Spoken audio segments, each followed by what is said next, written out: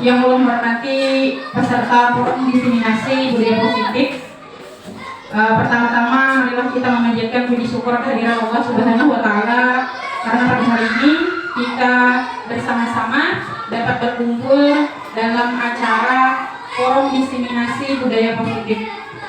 Dan tak lupa salawat serta salam selalu kita curahkan kepada junjungan kita Nabi besar Nabi Muhammad SAW beserta kerabat, sahabat serta pengikut-pengikut beliau hingga akhir zaman. Sebelum ulun memasuki acara inti atau materi inti pada hari ini, perkenalkan terlebih dahulu nama saya Mina Rupa, calon guru penggerak angkatan 11 dari Kabupaten Hulu Sungai Tengah. Adapun tujuan kegiatan kita pada hari ini yaitu sekolah kita dapat menciptakan lingkungan positif serta mendukung murid menjadi pribadi yang bahagia, mandiri, dan bertanggung jawab sesuai dengan filosofi pemikiran Ki Hajar Dewantara. Sebelum kita memasuki acara inti, ulun ingin terlebih dahulu mengajak pian bersama-sama untuk memberikan aura positif kepada rekan di samping dengan tersenyum selama 30 detik. Jadi nanti ulun beri aba-aba. Udah tak ingat belum diminta, belum dimulai. Nah, jadi tujuannya agar kita memberikan dampak positif lah kepada teman kita. Nah, itu tujuannya. Jadi nanti ulun minta kepada pian, karena di sini 10 orang, jadi berdiri berhadapan.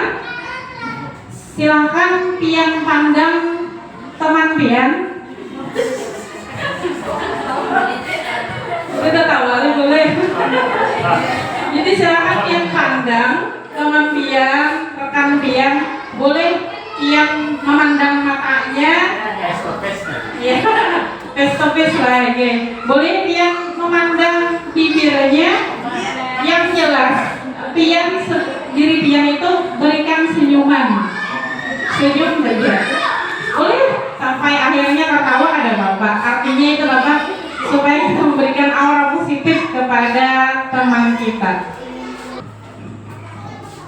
Lupakan dulu Bu. Ya, supaya waktunya 30 detik ya. Tersenyum.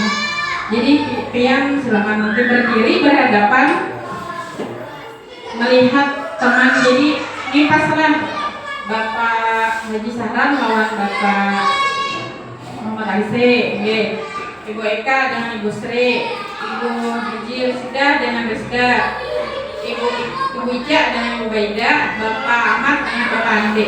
Langsung senyum dulu. Iya. Jadi silakan berdiri dulu buat dia. Berdiri berhadapan ambil posisinya.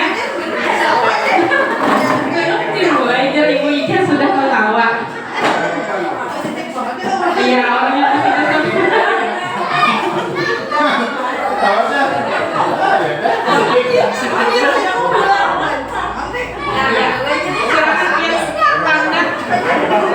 Jangan dipandang, jangan menganggur muka kata mana belum. Silakan mulai. Ya, kita mulai kan.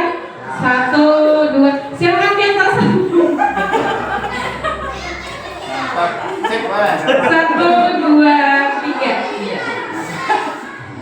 Silakan pandang.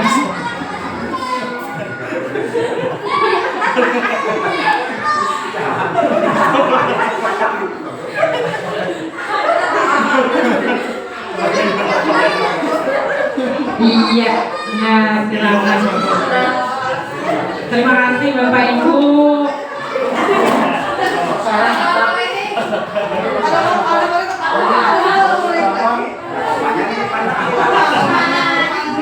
Nah jadi bahagia saudara. Ya kadang-kadang pegang nih. Itu tujuannya. Nah jadi ini tadi bisa nanti tiap terapkan di kelas waktu hendak memulai pelajaran juga bisa, atau waktu anak-anak kita tuh sudah misalnya suasana jenuh. Nah kita breaking, gunakan berikan senyum tadi kepada teman-temannya dengan berdiri berhadapan. Kira-kira kakak-kakak langsung makan sama tertawanya, hampir hilang rasa cemasnya, rasa jenuhnya. Iya. Baik, terima kasih. Sekarang kita lanjut ke sekarang kita mulai. Nah, ini ada pertanyaan. Apa itu budaya positif? Kira-kira Bung Pian pernah dengar sebelumnya kata budaya positif? Pernah? Tadi pernah lah? Iya. Jadi kita sebagai seorang guru tuh pasti terbiasa melihat bersinggungan secara langsung mungkin setiap hari dengan yang namanya budaya positif. Nah, gitu. Apa itu budaya positif? Selanjutnya ulun akan. Nah, sebelum kita membahas tentang budaya positif, nah di sini ada dulu kesepakatan diseminasi budaya positif hari ini. Ini ada beberapa pertanyaan, beberapa kata pemantik tentang kesepakatan diseminasi pada hari ini. Yang pertama, berpakaian rapi. Yang kedua, menjadi pendengar yang baik. Yang ketiga, menghargai siapapun. Jadi kalau ada teman yang bertanya, silakan nanti. Kalau ada yang ingin menyatakan pendapat, silakan. Nah, jadi yang lain menjadi pendengar yang baik. Izin saat ingin keluar. Jadi kalau ingin hendak keluar tentang biasanya kami, silakan. Nah, kemudian izin saat ingin menyatakan pendapat. Jadi nanti Ibu harap yang kalau ingin menyatakan pendapat dengan namanya atau beri akabat lah. Nah, ini. Ada apa lagi yang perlu ditambahkan dari dia untuk kegiatan untuk kesepakatan kita pada hari ini? Ada kan Bapak Ibu? Boleh kita tambahkan nanti.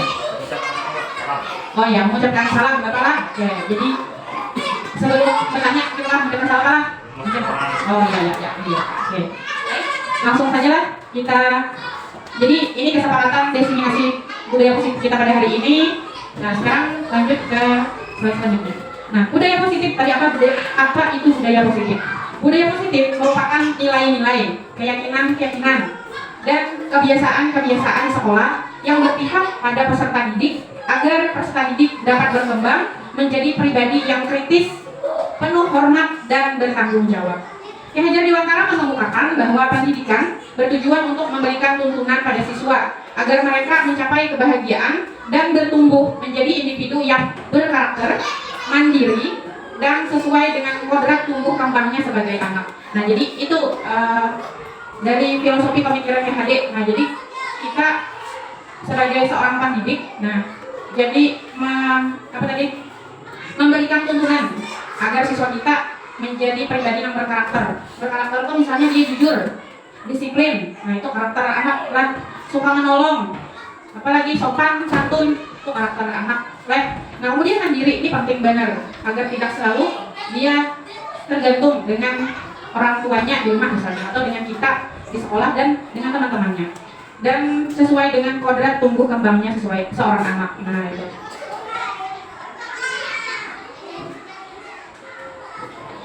Jadi konsep inti dari budaya positif itu ada yang pertama perubahan paradigma belajar. Nah, paradigmanya artinya pandangan perubahan pandangan belajar dulu dengan sekarang. Itu yang pertama.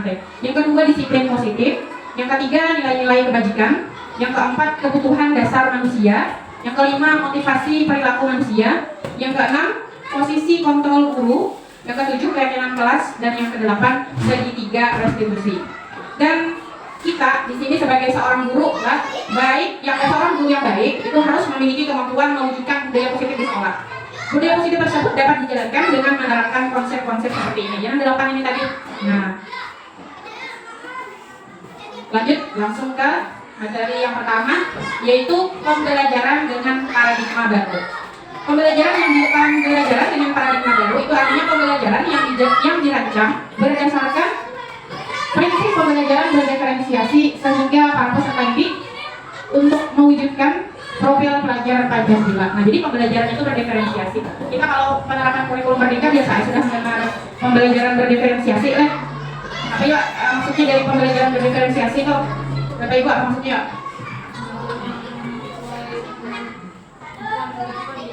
Iya, betul ya, benar sekali. Jadi pembelajaran berdiferensiasi itu pembelajaran yang sesuai dengan kebutuhan peserta didik kita di kelas. Itu namanya pembelajaran berdiferensiasi. Nah, untuk mewujudkan profil pelajar Pancasila. Nah, profil pelajar Pancasila itu ada 6 dimensi. Yang pertama, beriman, bertakwa, kepada Tuhan Yang Maha Esa dan berakhlak mulia. Yang kedua, berkebajikan global.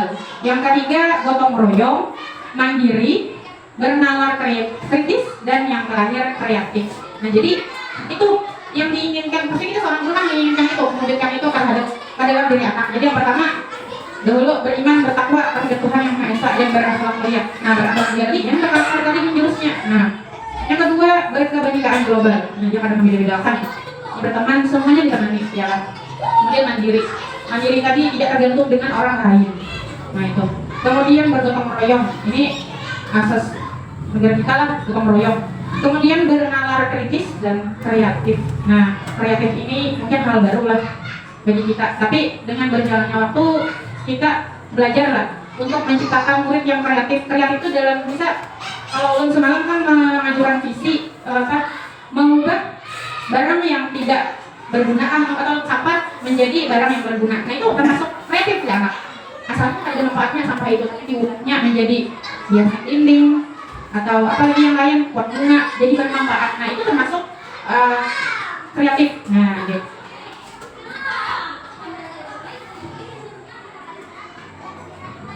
Ya, nah, sekarang cobalah buka. Nah, di sini tadi kan sebuah paradigma. Anda sebagai A, ini pertanyaan dulu. Anda sebagai A, tugas Anda adalah mengepalkan salah satu tangan Anda. Coba Anda bayangkan bahwa Anda menyimpan sesuatu yang sangat berharga di dalam kepalan tangan Anda. Coba kita bayangkan, Anda perlu menjaga benda tersebut sekuat tenaga Anda karena begitu pentingnya untuk kehidupan Anda. Nah, kemudian ada lagi yang B. Tugas B, rekan Anda adalah mencoba segala cara untuk membuka kepalan tangan Anda. Teman Anda boleh, teman Anda B boleh membujuk, menghardik, mengintimidasi, memarahi, menggoda, menggelitik, bahkan menawari Anda uang agar Anda bersedia membuka kepalan tangan Anda. Pertanyaannya yang pertama, apakah Anda atau B membuka kepalan tangan Anda? Mengapa? Apa alasan Anda atau B membuka kepalan tangan Anda? Coba siapa yang mau menjawab? Kira-kira kalau Pian jadi A, Pian membuka kepalan tangan kan? Ada tak? Ada? Nggak ada? Kalau tidak lah, mereka lah. Kalau Bapak Mas, Bapak membuka kepalan tangannya ada nih. Misalnya ini kan tadi yang teman B, rekan B tadi dibujuki Pian. Ada juga hadir, kasih buka aja, ada juga sangat. Kemudian lagi mengintimidasi. Nah, memarahi ini juga menggoda, menggelitik, bahkan sampai menawari uang, menawari duit. Kira-kira dibuka ada kepalan tangan Pian ini? Ada juga, oke. Jadi apa alasannya ada buka kok, Kak? Apa alasannya ada buka? Oh iya, baiklah, benar. Ada sesuatu yang berharga lah yang harus kita jaga. Iya. Nah, berarti itu alasannya. Berarti kan buka lah. Kemudian pertanyaan kedua, apakah Anda atau B menutup kepalan tangan Anda? Jelas tadi menutup lah? Ya. Nah, pertanyaan yang C, yang ketiga. Dalam kegiatan ini, sesungguhnya siapa yang memegang kendali atau kontrol untuk membuka atau menutup kepalan tangan? Kita atau teman kita? Kita, iya benar sekali. Jadi yang memiliki kontrol terhadap diri kita itu kita sendiri, bukan rekan kita, bukan orang lain. Nah, itu maksudnya. Itu perubahan paradigma loh. Jadi kita tuh ada apa diintimidasi orang, ya tuh ada apa dibujuki orang. Yang menentukan atau mengontrol diri kita itu adalah kita sendiri. Nah, itu. Nah, di sini meluruskan miskonsepsi, kayaknya nih ada sesuai lah, benar tentang makna kontrol tadi. Menurut Dr. William Glasser, choice theory, dia mengumpulkan tentang choice theory. Itu yang pertama, ilusi guru mengontrol murid. Wah, benar. Nah, tadi si muridnya harusnya yang menggenggam tangannya. Ini yang memiliki posisi kontrol dalam dirinya. Jadi kita seorang guru ada berhak mengontrol murid. Berhak, bingung teman-teman, ada selanjutnya lah. Yang kedua, ilusi bahwa semua penguatan positif efektif dan bermanfaat. Nah, itu ternyata ilusi aja penguatan positif. Yang kayak dibujuki, diintimidasi itu penguatan positif. Yang ketiga, ilusi bahwa kritik dapatlah membuat orang merasa bersalah dan mengeluarkan karakter. Nah, kenapa dia ada membawa buku misalnya? Kritik ini, wah, misalnya penampilannya, kenapa itu mungkin berhenti atau apa? Nah, itu kritik. Sebenarnya itu tidak membuat si anak merasa bersalah dalam mengeluarkan karakter. Yang keempat, ilusi bahwa orang dewasa memiliki hak untuk memaksa mereka. Kadang kita juga di rumah sebagai mama, kadang kita tuh merasa ada hak untuk memerintah anak harus kayak ini, anak harus kayak itu. Sebenarnya itu tidak ada hak orang dewasa untuk memiliki hak untuk memaksa. Kita tuh coba beri pendekatan. Belum pernah mengemukakan waktu kita menaikkan kelas, anak itu kan jujur beri pendapat, misalnya ini hendak beri pendapat, minta pendapat lah tentang menentukan pilihannya. Nah, saran juga pada kita, misalnya sebelum semalam tuh kita hendak tulak ke suatu acara, kita boleh minta pendapat. Jangan anak pun harus ini harusnya gini, tahu juga, ada bisa menentukan. Ada kita bisa memintai pendapat, bisa kita gunakan pendapatnya, tapi di kesempatan lain juga tidak harus digunakan. Jadi supaya dia mempunyai hak dan merasa dihargai. Nah itu. Selanjutnya, nah di sini yang dimaksud dengan ilusi guru mengontrol murid, pada dasarnya kita dapat memaksa murid untuk berbuat sesuatu jikalau murid tersebut memilih untuk tidak melakukannya. Ini misalnya ada belajar, ada suka dengan pelajaran matematika, kita paksa, apa terjadi yuk? Kan ada biasanya kita kan di kelas tuh pasti ada kejadian nyoba ulang. Misalnya lu nyakitin melakukan kejadian-kejadian yang seperti itu lah. Nah, jadi kita memaksa murid untuk berbuat sesuatu jika murid tersebut memilih untuk tidak melakukannya, walaupun tampaknya guru sedang mengontrol murid. Hal demikian terjadi karena murid sedang mengizinkan dirinya dikontrol. Nah, diizinkan tadi, misalnya, belajar matematika, dia tuh menggunakan ibu, lalu menakut. Karena itu mengizinkan kita kontrol. Hal demikian terjadi karena murid sedang mengizinkan dirinya dikontrol. Saat itu bentuk kontrol guru menjadi kebutuhan dasar yang dimiliki murid tersebut. Nah, teori kontrol menyatakan bahwa semua perilaku memiliki tujuan, bahkan terhadap perilaku yang tidak disukai. Tapi kalau dalam hal belajar mungkin kita boleh mengontrolnya. Nah, kemudian ilusi bahwa semua penguatan positif, efektif dan bermanfaat. Nah, di sini penguatan positif atau bujukan adalah bentuk-bentuk kontrol segala usaha untuk mempengaruhi murid agar mengulangi suatu perilaku tertentu. Adalah suatu usaha untuk mengontrol murid tersebut. Dalam jangka waktu tertentu, kemungkinan murid tersebut akan menyadarinya dan mencoba untuk menolak bujukan kita, atau bisa jadi murid tersebut menjadi tergantung pada pendapat sang guru untuk berusaha. Jadinya karena biasa disuruh tuh maksudnya ini ada disuruh aja lagi. Nah itu maksudnya. Ilusi bahwa kritik dan membuat orang merasa bersalah dapat menguatkan karakter. Nah, di sini artinya menggunakan kritik dan rasa bersalah untuk mengontrol murid menuju pada identitas gagal. Mereka belajar untuk merasa buruk terhadap diri mereka sendiri. Mereka menggambarkan dialog diri yang negatif. Kadang-kala saat sulit bagi guru untuk mengidentifikasi bahwa mereka sedang melakukan perilaku ini, karena seringkali guru cukup menggunakan suara halus untuk menyampaikan hal negatif. Bahkan pernah itu menjelaskan ini berapa mudah, itu maksudnya tuh seperti itu contohnya. Ilusi bahwa orang dewasa memiliki hak untuk memaksa. Di sini banyak orang dewasa yang percaya bahwa mereka memiliki tanggung jawab untuk membuat murid-murid berbuat hal-hal tertentu. Apapun yang dilakukan dapat diterima selama ada sebuah kemajuan berdasarkan sebuah penilaian kinerja. Pada saat itu pula orang dewasa akan menyadari bahwa perilaku memaksa tidak akan efektif untuk jangka waktu panjang dan sebuah hubungan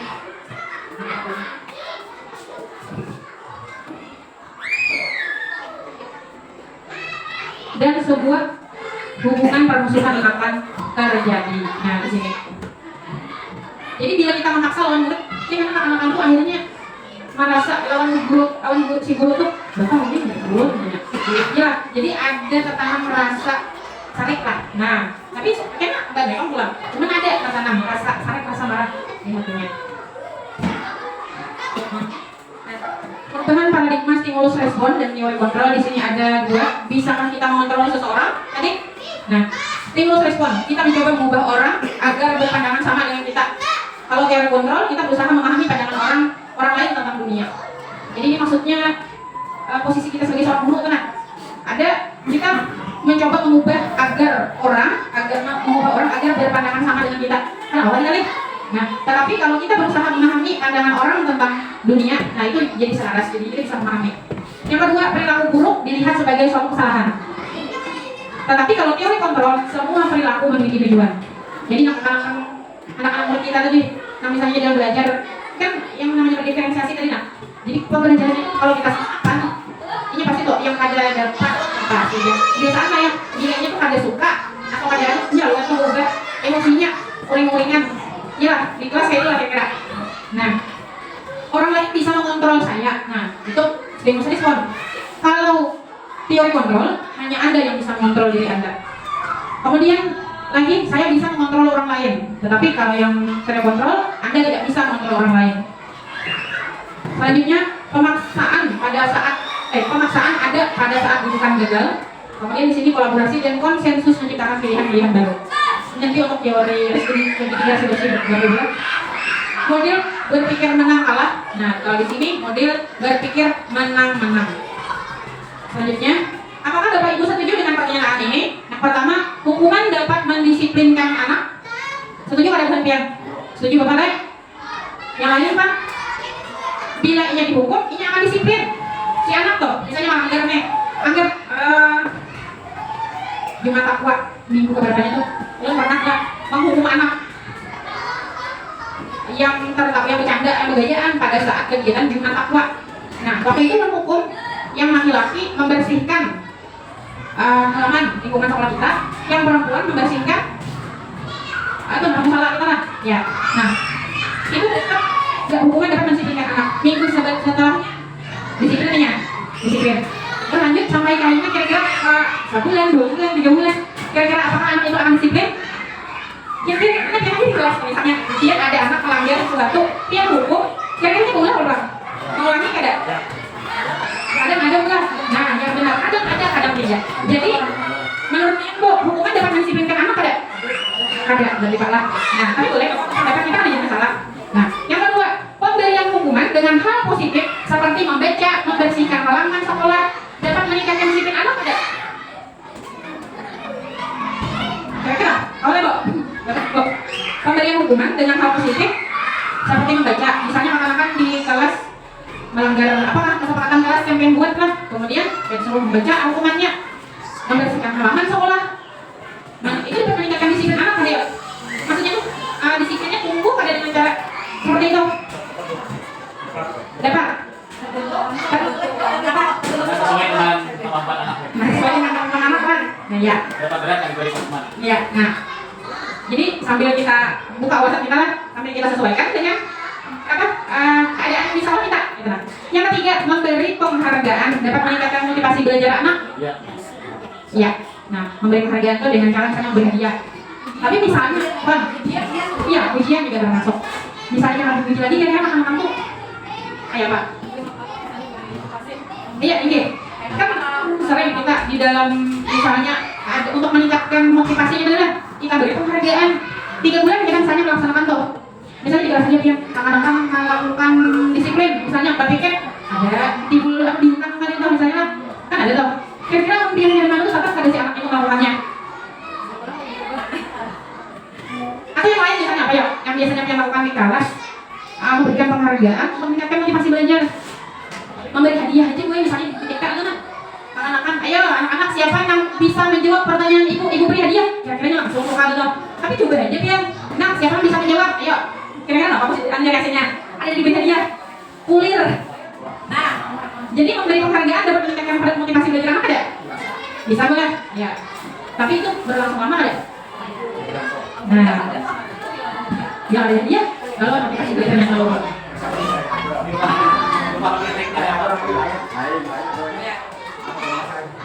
Benar Pak? Nah, selanjutnya lagi. Nah, jadi ini tadi. Nah, kemudian yang kedua, disiplin positif.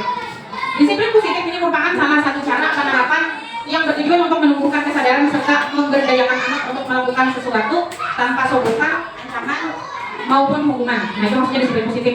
Jadi menumbuhkan kesadaran serta memberdayakan anak untuk melakukan sesuatu tanpa sogokan.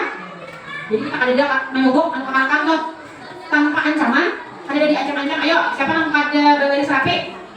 Misalnya diapel, siapa yang kada membawa atribut berbaris di situ tuh ancaman gue gitu. Nah, jadi disiplin positif ini tanpa itu maksudnya tuh, tanpa ada sogokan, tanpa ada ancaman, tanpa ada hukuman. Kira-kira kamu ada? Nah, di sini maksudnya dari materi budaya positif ini. Nah, jadi misalnya ada tata tertib, teratur, patuh pada peraturan. Ini maksudnya dari materi yang anak perlu sampaikan ini, kita menumbuhkan karakter anak tuh nah. Nah, itu maksudnya lah. Selanjutnya, paksaan dengan kesadaran internal. Kesadaran internal ini maksudnya kesadaran yang timbul dari dalam diri anak. Nah, kalau paksaan, perilaku hanya akan dilakukan jika ada paksaan. Kalau terus lagi akan hilang ketertarikan, bahkan muncul antipati terhadap kegiatan yang dipaksakan. Yang ketiga, kemerdekaan berekspresi dan potensi anak menjadi terbatas. Nah, kalau kesadaran internal mengajak atau mendorong murid melakukan kegiatan akan membuat mereka senang. Kemudian lagi membantu murid untuk menemukan inspirasinya. Yang ketiga, membuka ruang dialog dengan murid. Nah, ini maksudnya dari disiplin positif tadi. Jadi kita menumbuhkan ini nih, kesadaran internal dalam diri anak. Jadi ada lagi paksaan, ada lagi hukuman, sadar dari juga. Nah, kadang kita hanya lihat, kita bisa dan membedakan sudah, oh ini yang baik, ini yang buruk, yang baik harus dijauhi, yang buruk harus ditinggalkan. Nah, selanjutnya refleksi. Nah, apakah Bapak Ibu cenderung memaksa murid untuk patuh melakukan sesuatu? Tidak. Bagaimana rasanya jika melakukan sesuatu karena dipaksa? Apa sih? Ada senangnya lain paling. Nah, yang ketiga, cara yang bagaimana yang ingin Bapak Ibu lakukan di kelas? Apakah dengan cara memaksa? Apakah dengan cara memberi hukuman? Atau dengan menimbulkan kesadaran? Nah, menumbuhkan kesadaran ya. Nah, kemudian yang ketiga, nilai-nilai kebajikan universal. Apa kira nilai kebajikan universal? Nilai kebajikan universal yang disepakati bersama lepas dari suku bangsa. Jadi keragaman mandang suku bangsa, agama, bahasa maupun latar belakangnya. Nah, itu yang pertama berdasarkan profil pelajar Pancasila, nilai-nilai kebajikannya tadi. Nah, apa tadi ya? Yang pertama, beriman bertakwa kepada Tuhan Yang Maha Esa, berakhlak mulia, mandiri, berkebajikan global, berpikir kritis dan kreatif. Nah, kemudian ada lagi berdasarkan PYP, Primary Years Program. Toleransi, rasa hormat, integrasi, mandiri, menghargai, antusias, empati, keingintahuan, kreativitas, kerjasama, percaya diri, dan komitmen. Itu menurut PYP. Kalau menurut keterampilan hidup, yang pertama dapat dipercaya, kemudian lurus hati, pendengar yang aktif, tidak merendahkan orang lain, memberikan yang terbaik dari diri. Nah, itu.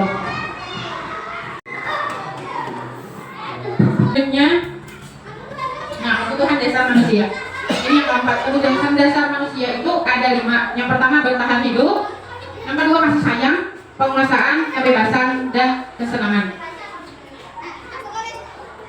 Yang pertama bertahan hidup, itu tentang kesehatan, rumah, pakaian, dan makanan. Nah, kalau penguasaan itu tentang harga diri, keinginan untuk dianggap, memimpin, berprestasi, diakui, dan didengar. Itu berhubungan dengan penguasaan. Selanjutnya untuk kebebasan, mandiri, memiliki pilihan, mencoba hal baru, mampu mengendalikan arah dirinya. Kalau untuk kasih sayang, itu kasih sayang ini rasa diterima, rasa diperdulikan, berbagi, bekerja sama, menjadi bagian dalam kelompok. Dan yang terakhir kesenangan, bermain, humor, antusiasme, dan tertawa. Nah, sekarang kita tadi kasus Pak Anto, wali kelas 4. Pada saat pelajaran bahasa Indonesia, kami selalu asik sendiri, tidak memperhatikan penjelasan dari Pak Anto. Pada saat pelajaran, ia berada di kolong meja. Ada aja kita murid kita sini lah. Dan mengganggu teman. Tapi jangan mengganggu teman, pakai. Sehingga mengganggu konsentrasi teman-temannya yang lain. Nah, jika Anda menjadi Pak Anto, apa yang Anda lakukan? Kira-kira apa alasan kami melakukan itu? Nah, coba silakan menjawab ya Bapak Ibu. Kira-kira kalau Pian menjadi Bapak Anto, apa yang akan Pian lakukan terhadap kami? Menanyai. Ya. Terus mendekati. Menanyai, itu didekati dulu lah, baru ditanya apa yang harus kenapa kira menjadi melakukan itu, ya. Nah, benar itu. Jadi itu nanti termasuk dalam tahapan dalam segitiga resolusi. Kita harus menanya dahulu. Kenapa kira Pian jadi ada memperhatikan Bapak, kan bagian jadi bagian di bawah meja, harus ditanya, jangan, hai Anto, kenapa kamu di meja, kasih dong, ini buku meja sangat neng. Jadi Jadi harus ditanya. Ditanya tuh kapan ya? Saat itu atau setelah pembelajaran? Saat itu. Ya. Jadi langsung ditanya, lah. Oke. Nah, contoh pertanyaan kedua, kira-kira apa ibaratnya alasan kami melakukan hal itu tadi, ini berhubungan dengan tadi nah? Apa kira alasannya? Ini bertahan hidup, penguasaan, kasih sayang, kebebasan, kesenangan. Kebebasan. Oh, ya. Menurut banyak kebebasan deh. Oke. Bisa juga anak bermain. Nah, tergantung tuh. Misalnya bila anak bermain berarti kasih sayang bisa juga. Makanya tadi setiap perbuatan atau tindakan itu memiliki tujuan. Itu kita lihat aja tadi. Nah, selanjutnya alasannya yang pertama, karena Hami tidak senang pelajaran bahasa Indonesia yang pelajarannya membaca, menulis, sedangkan Hami belum lancar membaca. Nah, itu alasan pertama bisa. Jadi maka kebutuhan yang dipenuhi Hami adalah kebebasan. Yang ada senang membaca, yang belum bisa membaca, jadi yang ada senang pelajaran bahasa Indonesia. Jadi apa yang diberikan Bapak? Tapi bisa juga yang senang dapat wanita ada. Ini Pak, yang namanya anak tuh ada satu sisi lemah, ada satu sisi apa itu? Yang kuat ini. Ada senang di bahasa Indonesia, tapi yang senang di matematika ada. Nah, ini alasan pertama. Jadi karenanya kada bisa membaca, jadi kebutuhannya adalah kebebasan. Nah, bebas. Kalau yang bisa membaca ya kita jangan minta untuk membaca dulu. Bisanya mendengarkan aja. Itu namanya tadi pembelajaran berdiferensiasi itu nah. Jangan suruh yang baca dulu, karena kan mungkin yang membaca, makanya jadi kan belum waktunya masanya Pak, kami kan bisa belum mampu nih, kan kalau sesuai dengan perkembangan otak ya. Setiap anak tuh kan lakas menerima, lakas menangkap ada yang lambat ini iya deh, bila kita suruh yang membaca bisa udah ada yang tangis. Nah iya, ya. Jadi kalau kalian bisa membaca, mungkin butuh pendampingan khusus. Pendampingan khususnya dengan cara mengajari kayak Bapak gitu, mengajari menghijab kepala, mengenalkan huruf, mengenalkan suku kata hanya jadi kata. Nah, itu supaya ibaratnya tuh kita terjun di dalam kelas, dia juga mampu. Nah, makanya harus ibaratnya ngarangnya kita pekerjaan kita sebagai seorang guru, jadi kita harus hakuning lah bahasanya gitu kalau. Nah, alasan kedua, karena Hami merasa senang temannya memperhatikan dia. Ini tadi jangan kasih sayang adalah ketika temannya melaporkan dia kepada guru dan gurunya memberitahu dia kepada orang tuanya sehingga orang tuanya jadi memperhatikan dia, maka kebutuhan yang dipenuhi Hami adalah kasih sayang dan rasa diterima. Nah, jadi bisa juga anak-anak kalau tuh karena butuh kasih sayang. Sekali-kali sebenarnya untuk kasih sayang deh. Nah, gitu. Itu alasan kedua. Selanjutnya, nah ada cluenya apa kata saya? Jadi kalau saya bilang kata saya berdiri, kata saya duduk, kata saya pegang telinga.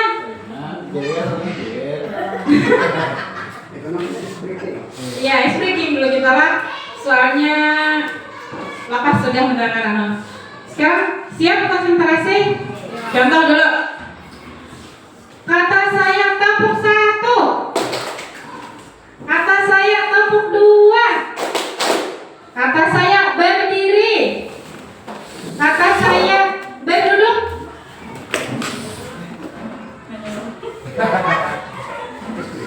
Sedikit Pak supaya dia bisa menerapkannya di kelas, gitu Pak.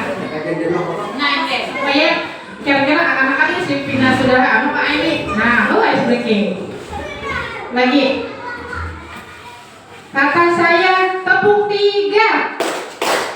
Tepuk 2. Semuanya harus dihukum. Kata sayanya ke dada. Harusnya tadi kalau ada kata saya tepuk 2 baru yang bertepuk 2 kali. Jadi harus kuncinya pakai kata saya tadi. Ya. Oke. Jadi itu kan bisa juga kita menerapkannya di kelas supaya menghilangkan jenuh anak-anak kita. Selanjutnya motivasi perilaku manusia. Motivasi merupakan dorongan yang timbul pada diri seseorang secara sadar atau tidak sadar untuk melakukan suatu tindakan dengan tujuan tertentu. Menurut Diana Gossen dalam bukunya ada 3 motivasi perilaku manusia. Yang pertama, menghindari ketidaknyamanan dan hukuman. Yang kedua, mendapatkan imbalan atau penghargaan dari orang lain. Yang ketiga, menghargai nilai-nilai kebajikan diri sendiri. Nah, dari sini kalau yang pertama, murid melakukan disiplin karena ia takut dihukum. Ada yang seperti ini merupakan motivasi ekstrinsik dari luar, bukan dari dalam kesadarannya. Kemudian yang kedua, tadi mendapatkan imbalan. Murid melakukan disiplin karena ia ingin mendapat imbalan. Ini merupakan motivasi ekstrinsik juga, karena dari luar juga, karena ada imbalan. Yang ketiga, menghargai nilai-nilai kebajikan diri sendiri, yaitu murid melakukan disiplin karena ia sadar akan nilai kebajikan dirinya. Ini merupakan motivasi intrinsik. Nah, jadi sadar ini melakukan itu tuh, datang tepat waktu, memakai seragam, apalagi di kelas tertib misalnya lah. Nah, itu sadar dalam dirinya bahwa ia harus melakukan itu termasuk motivasi intrinsik, bukan karena dihukum tadi. Selanjutnya, konsep disiplin dengan identitas gagal. Dihukum karena penghargaan. Di sini maksudnya pengaruh jangka pendek dan jangka panjang. Penghargaan berlaku untuk mendapatkan seseorang melakukan sesuatu dalam jangka waktu pendek. Benar lah kira-kira tadi. Kita tuh memotivasi anak dengan memberikan penghargaan. Kalau kita ada lagi beri penghargaan, kembali pulang balik. Nah, ini maksudnya Pak. Jika kita menggunakan penghargaan lagi dan lagi, maka orang tersebut akan tergantung dengan penghargaan yang diberikan. Jadinya tak obsesi dengan penghargaan, jangan melakukan itu. Serta kehilangan motivasi. Nah, ada lagi motivasi dalam dirinya tuh, dalam diri anak. Nah, jika kita mendapatkan penghargaan untuk melakukan sesuatu yang baik, maka selain kita senantiasa berharap mendapatkan penghargaan tersebut, kita pun menjadi tidak menyadari tindakan baik yang kita lakukan. Nah, kemudian penghargaan merusak hubungan. Ketika seseorang diberi penghargaan atau dipuji di depan orang banyak, maka yang lain akan merasa iri, dan sebagian dari mereka akan tidak menyukai orang lain yang diberikan penghargaan tersebut. Ada nang membuli, ada nang memuji bisa juga karena diberi penghargaan tuh. Nah, kemudian jika seseorang guru sering memberikan penghargaan kepada murid-muridnya, besar kemungkinan murid-muridnya termotivasi hanya untuk menyenangkan guru. Mereka tidak akan bersikap jujur kepada guru tersebut. Penghargaan menciptakan persaingan di dalam kelas. Persaingan menciptakan kecemasan. Mereka yang tidak percaya bahwa mereka tidak memiliki kesempatan untuk mendapatkan penghargaan akan berhenti mencoba. Adalah hadiahnya Bu, hadiah mau boleh umpan gue ini. Nah, itu maksudnya dengan penghargaan. Kita aja biasanya panggilan santai sama hadiahnya. Mencari apa? Mencari penghargaannya tadi. Nah, harusnya kita, kalau anak jalan santai, aku tujuannya apa nih? Sehat dulu. Jadi masalah dapat hadiah atau ada, itu ibaratnya itu apa ya? Bonus. Nah, iya. Nah, ini kayak kita mengubahnya tuh Pak. Identitas gagal. Nah, ini ada hukuman. Kalau identitas sukses ada dua. Untuk menerapkan disiplin lah, ada konsekuensi, ada restitusi. Murid atau anak belajar menyembunyikan kesalahan. Kalau dengan dihukum, misalnya ini membawa ada ketinggalan apa Kak? Ini pasti apa-apa sih, ada kemungkinan dia akan menyembunyikan kesalahannya. Aku hari ini susun aja lah. Nah, bisa dia menyembunyikan kesalahannya. Kalau konsekuensi murid atau anak belajar taat peraturan, itu konsekuensinya. Konsekuensi ini ada hukuman, tapi tidak. Nah, ada hukuman tadi. Misalnya kadang membawa topi, bayar 500 misalnya. Kita nih, kita kalau kadang membawa topi, kita kan baris diasingkan misalnya toh. Itu konsekuensi. Jadi murid akan belajar taat pada peraturan. Tapi kalau restitusi, murid atau anak belajar memecahkan masalah. Ini yang ulun tuh apa ya?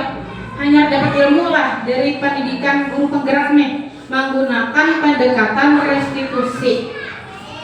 Jadi nanti selanjutnya adalah mencoba mengontrol anak dengan penguatan negatif, membayar impas kesalahan, ini hukuman. Kalau kan konsekuensi mencoba mengontrol anak dengan penguatan positif, misalnya dihukum membersihkan toilet, basah sapu, itu penguatan penguatan positif tuh. Menulis berapa kalau lagi dulu lagi dulu itu kalau mungkin pernah lagi dulu dihukum kayak gitu pernah juga oleh guru dulu, tapi itu dulu. Nah, kalau restitusi, anak paham bahwa dirinya sendiri yang pegang kendali atau kontrol. Dampak pada murid ini untuk hukuman lah, marah, merasa bersalah, merendah diri, dan mengasingkan diri. Kalau konsekuensi, kehilangan hak, waktu jeda seorang diri atau penahanan. Murid atau anak tidak kehilangan waktu, namun bersemangat untuk memperbaiki diri. Yang terakhir, tiba-tiba tidak diharapkan atau sangat melukai. Kemudian kalau konsekuensi sudah diketahui masuk akal, Kalaunya restitusi berupa undangan untuk mengadakan restitusi. Selanjutnya lagi, nah, ini tindakan buruk, hukuman atau sanksi atau konsekuensi. Coba Pian mencatat 100 kali di dalam buku kalimat "saya tidak akan terlambat lagi". Hukuman, sanksi, atau konsekuensi? Ayo, kami ini. Mencatat 100 kali di dalam buku.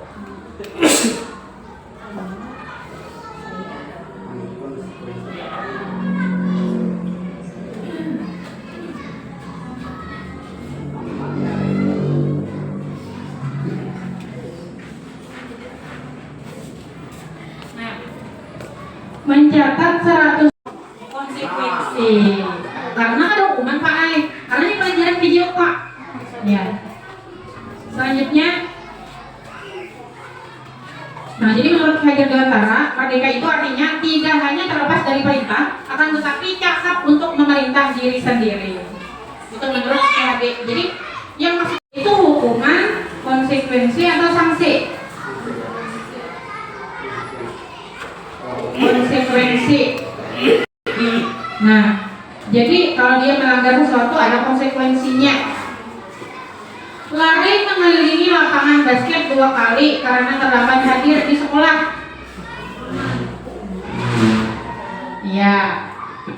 Murid diminta untuk push up 15 kali karena tidak menggunakan masker. Ya. Menggantikan kertas tugas teman yang telah dicoret-coret. Apa ya? Konsekuensi. Membersihkan tumpahan air di meja tulis karena tersenggol pada saat belajar. Iya. Ini artinya itu kan konsekuensi itu artinya melakukan tindakan itu kan dengan menggantinya kan. Terakhir ada lagi. meminta murid untuk tidak mengenakan sepatu seharian di sekolah karena tidak menggunakan sepatu hitam. Hukuman. Dihukum ini pada suatu ikan karena hari ini karena memakai sepatu hitam. Nah, selanjutnya terakhir. Iya. Lari mengelilingi lapangan basket 2 kali karena terlambat 10 menit saat pelajaran PJOK. Apa? Hukuman. Lari mengelilingi lapangan basket 2 kali karena terlambat 10 menit untuk pelajaran PJOK. Ayo.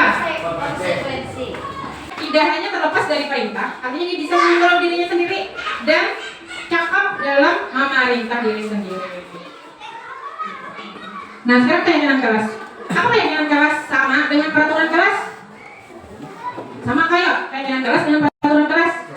Beda lah. Peraturan kelas itu ada. Kalau keyakinan kelas itu bisa berubah, bisa diperbarui. Nah, peraturan adalah petunjuk, kaidah atau ketentuan yang dibuat untuk mengatur. Kalau keyakinan kelas berasal dari kata sepakat yang artinya tertuju, yang artinya setuju, semupakat, sependapat, sehingga sepakat berarti bersama-sama menyetujui. Nah itu, jadi kalau buat keyakinan membuat keyakinan kelas itu di bawahnya harus ada tanda tangan. Kita seberitaan dari guru, kita tanda tangan, anak pun tanda tangan, artinya kita sepakat bahwa keyakinan ini diterapkan di kelas. Kalau ada yang melanggar, ya tadi Pak dipanggil, kita panggil. Nah seperti itu. Selanjutnya, mengapa kita memiliki peraturan tentang penggunaan helm pada saat mengendarai kendaraan roda 2 atau motor? Kenapa yuk? Karena mentaati peraturan. Ya. Mengapa kita memiliki peraturan tentang penggunaan masker dan mencuci tangan setiap saat? Untuk apa kira-kira? Kesehatan malah? Ya. Mengapa kita memiliki peraturan untuk datang tepat waktu pada saat pelatihan? Disiplin. Nah, ya. Nah, karena dibalik dari deskripsi tersebut ada nilai-nilai kebajikan atau keyakinan yang dituju. Karena nilai keyakinan lebih menggerakkan seseorang daripada serangkaian peraturan. Keyakinan tadi, kenapa kita menggunakan helm? Karena taat di lupa supaya karena kita supaya selamat. Oke, kalau kenapa kita menggunakan masker? Nah, kesehatan ya yang benar. Kenapa kita memiliki peraturan untuk datang tepat waktu pada saat pelatihan? Karena ingin disiplin. Nah, itu maksudnya. Tujuan keyakinan kelas menciptakan saling pengertian antara guru dan siswa, mendorong dialog terbuka antara guru dan siswa, membantu menetapkan harapan yang jelas, menumbuhkan lingkungan belajar yang aman, nyaman, dan saling menghormati. Kemudian mendorong rasa tanggung jawab di dalam kelas, memastikan setiap orang bertanggung jawab atas tindakan mereka, dan yang terakhir memperjelas apa yang sesuai dalam situasi tertentu. Nah, kalau peraturan selalu kembali ke buku. Nah, kalau di peraturan selalu kembalikan buku ke tempatnya. Kalau keyakinan kelas tanggung jawab. Nah, dilarang mengganggu orang lain. Nah, keyakinan kelasnya menghormati orang lain. Hadir di sekolah 15 menit sebelum pelajaran dimulai. Menghormati orang lain dan berkomitmen. Dilarang melakukan kekerasan, keselamatan dan menghargai orang lain. Dilarang menggunakan narkoba. Nah, karena kesehatan. Bergantian dan menunggu giliran, menghormati orang lain dan bersabar. Gunakan masker, kesehatan dan keselamatan. Dan yang terakhir, jangan berlari di kelas atau di koridor, keselamatan dan keamanan. Cara merumuskan keyakinan kelas. Nah, jadi ini caranya siswa menulis keyakinan yang mereka inginkan. Guru dan siswa mengulas keyakinan tersebut guru dan siswa mengulas keyakinan yang telah ditulis, yang telah tertulis. Guru dan siswa memilih keyakinan kelas yang penting. Kemudian yang keempat, mengubah keyakinan kelas menjadi kalimat positif, mengecek dan menyepakati keyakinan kelas. Nah, tadi setelah dibuat, tadi jadi tanda-tanda ini, itu nah, supaya ada keyakinan kelas yang harus kita sepakati. Jadi yang melanggar keyakinan kelas, kalau kita menindak, itu maksudnya. Kalau ada keyakinan kelas, kita memanggil, kayaknya udah sadar. Kan misalnya dibuat di dalam waktu istirahat, misalnya ini permainan, akhirnya ada jam dinding misalnya, atau kaca lemari. Karena ada keyakinan kelas tidak boleh bermain di dalam kelas misalnya. Pas ada kejadian kaca, kita nggak mau memanggil. Jadi kalau keyakinan kelas itu kita nggak mau menindak, atau kita tidak bisa menindak kan? Bukan menindak mengajak si anak berang tadi. Apa yuk? Berdiskusi lah.